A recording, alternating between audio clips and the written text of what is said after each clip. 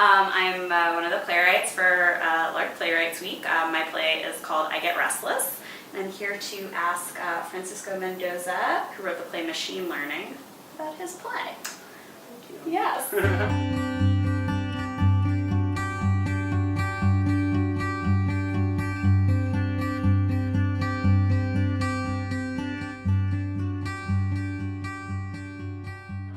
you give us a brief synopsis of machine learning? So it's about a computer scientist, Jorge, whose father is dying of liver cancer, and he creates an algorithm to take care of him because they don't have a good relationship. But then the algorithm kind of pushes them together, and he has to choose to whom he wants to dedicate more, the algorithm or his.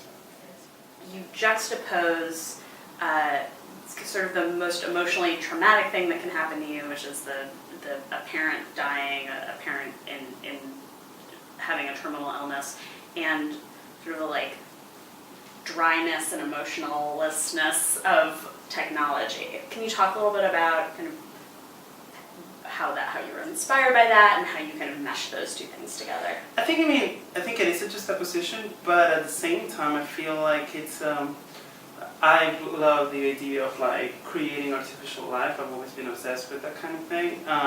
And I wrote like a whole thing about it in college. One of the points that I remember dealing with in that paper was that our obsession with creating artificial life is in a way a little bit of a parenthood. Because if we create life, then we are gods, but also parents. Yeah. You know, like we give birth to an intelligent life. And so part of me was channeling this thing where he would be related to his dying father at the same time having a child.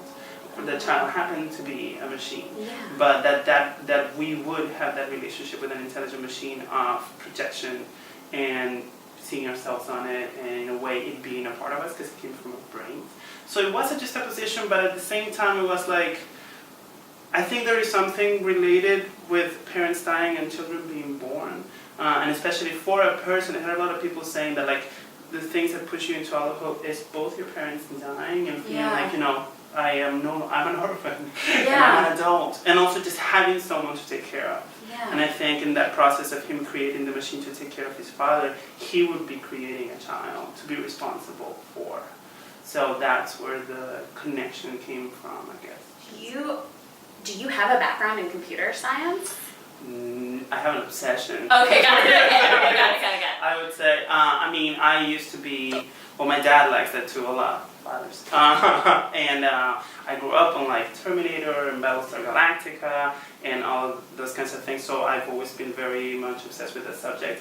And it just so happened when I was writing this play that I was studying at NYU and my job was to do social media for the Center for Data Science. And at the time, I think what inspired this play specifically was that we published a paper about machine learning and how the traditional machine learning model is an algorithm parsing through thousands of examples of a picture of a car to then learn what a car looks like. Yeah. And then that's how humans are very different from that. Like a baby will just see a car and then we'll be like, car, the second time, like we get it really fast.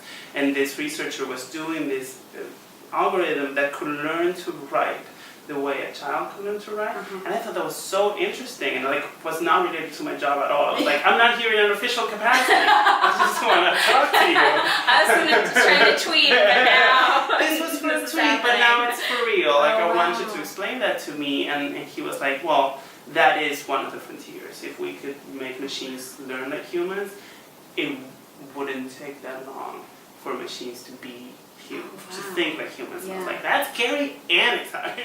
You sort of take us to a technology that doesn't exist yet, but the building blocks feel like they're there. How do you feel about an app or a software taking over a human job like that? I love reading Wired and that kind of thing, and sometimes you see the things that are happening with Google or Microsoft, and you're like, that is very scary.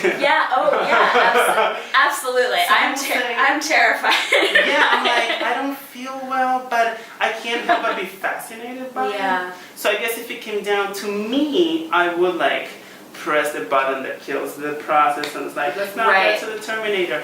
But I can't help but be like, but it's so interesting. Right. And I want to keep watching as it happens. And the thing, what I love is that Arnold does he does all these things, and you know, a nurse is like, that's great that he can do that. Like that, you know, he can't do all of my job. He can do that thing, and I'm like, oh, maybe he can do all of your job at some point. Like maybe that's what a robot is. It's good.